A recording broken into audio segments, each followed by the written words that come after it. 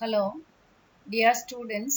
Now we are going to see about the Unit 4, Social Issues and the Environment. In this unit, let us see about sustainable development aspects and approaches, and also to understand about urbanization, the causes of urbanization, and urban sprawl. The third learning outcome of this unit is to understand about energy demanding activities, solution for urban energy problem. First of all, see about introductory part.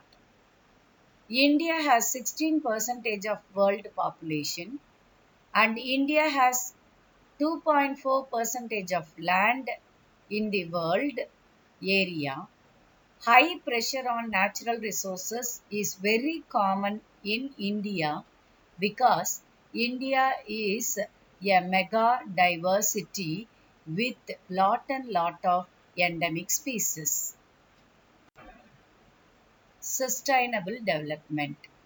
First of all, we must know what is sustainable development.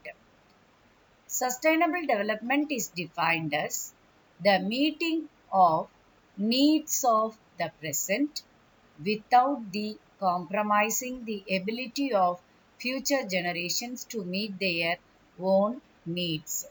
That is, the optimum use of natural resources with a high degree of reusability, minimum wastage, least generation of toxic byproducts, and maximum productivity. So நம்மளுடைய present ஜெனரேஷனுக்கு தேவையான எல்லா natural ரிசோர்ஸஸும் கிடைக்கணும். Plus இந்த natural resources future ஜெனரேஷனுக்கும் பயன்படுற மாதிரி நம்மளுடைய நீட்ஸையும் ஃப்யூச்சர் ஜெனரேஷனோட நீட்ஸையும் மீட் அவுட் பண்ணுற மாதிரியான ஒரு டெவலப்மெண்ட் இருந்துச்சுன்னா then that is sustainable development. World Summit on Sustainable Development UNCED conducted Conference on Environment and Development in the year 1992. Earth Summit held at Rio de Janeiro at Brazil. These conferences proposed that action on sustainable development in social, economic and environment context for the 21st century. Okay, now let us see what are the dimensions of sustainable development. The sustainable development aims the benefits derived from the interaction between the society, economy and environment. See, it is shown in the pictorial representation. Sustainable development mainly it comprises only three factors: economy, environment and society. Types of sustainable development. There are two types: intergenerational equity and intragenerational equity. First one, intergenerational equity. According to this, we should hand over a safe, healthy and resourceful environment to our future generation. This is called intergenerational equity. That is, from our generation to the future generation, we have to hand over a safe, healthy and resourceful environment. Second one, intragenerational equity. The technological development of rich countries should support the economic growth of the poor countries and help in narrowing the wealth gap and lead to the sustainability.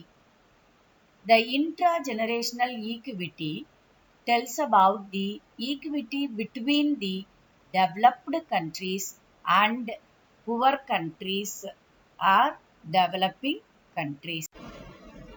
Then the concepts or approaches or the significance for sustainable development. Mainly, we are going to see 6 different approaches to attain sustainable development. First one, developing appropriate technology. So, to reach out the sustainable development, we have to develop proper and appropriate technology. Second one, we have to use the 3R mantra, that is reduce, reuse and recycle approach.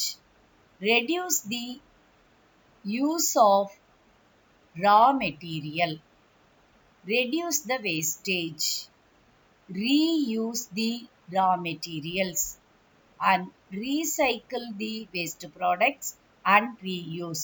So this is the 3R method or 3R mantra, reduce, reuse and recycle.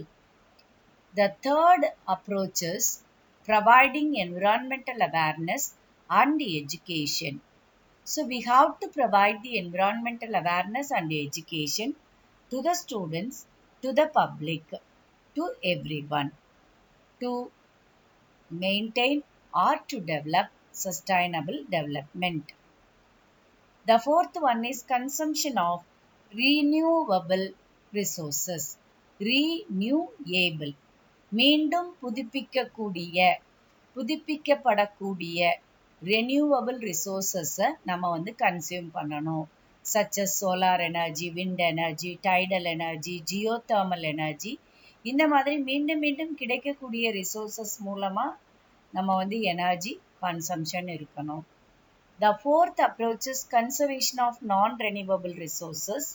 We know the fossil fuels, coal, petrol, natural gas, this and all very limited in nature because it takes 300 to 400 million years to reform.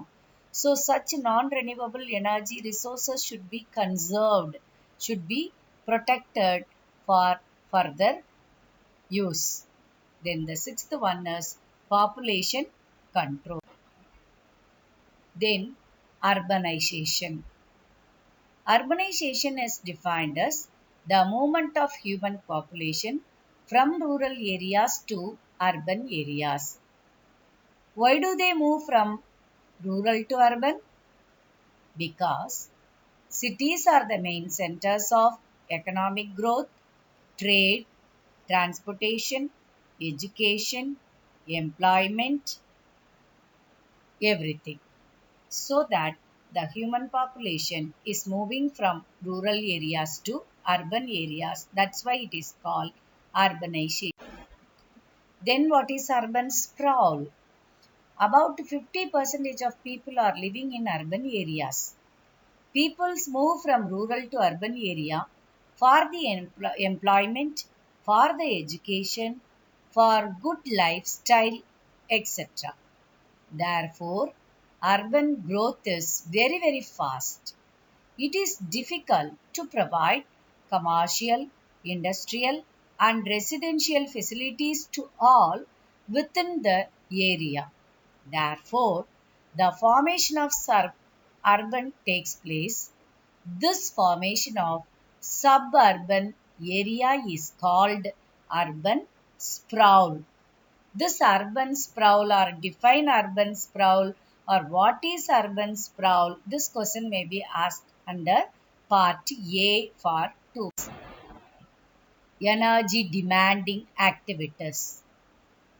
Nowadays, the urban people have a higher standard of life, very luxurious life. Their lifestyle demands more energy inputs.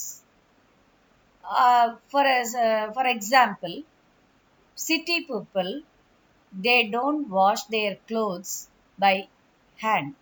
They are using washing machines.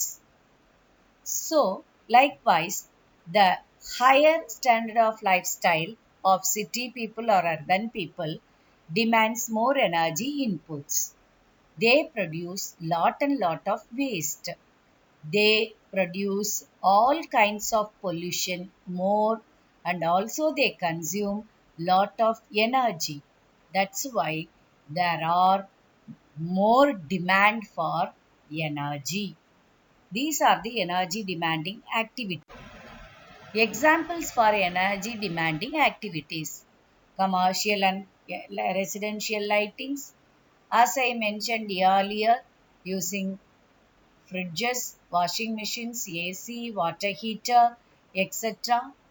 Then transportation for moving from residence to working place, they are using individual vehicles but not by using common vehicles. And pollution control needs lot of energy dependent technologies nowadays. So these are the examples for energy demanding activities. Okay, what are the solutions for urban energy problem? We have to use public transport. We have to avoid own motor vehicles. Instead, people must use public transport. In all fields, energy should not be wasted. Energy production capacity should be increased.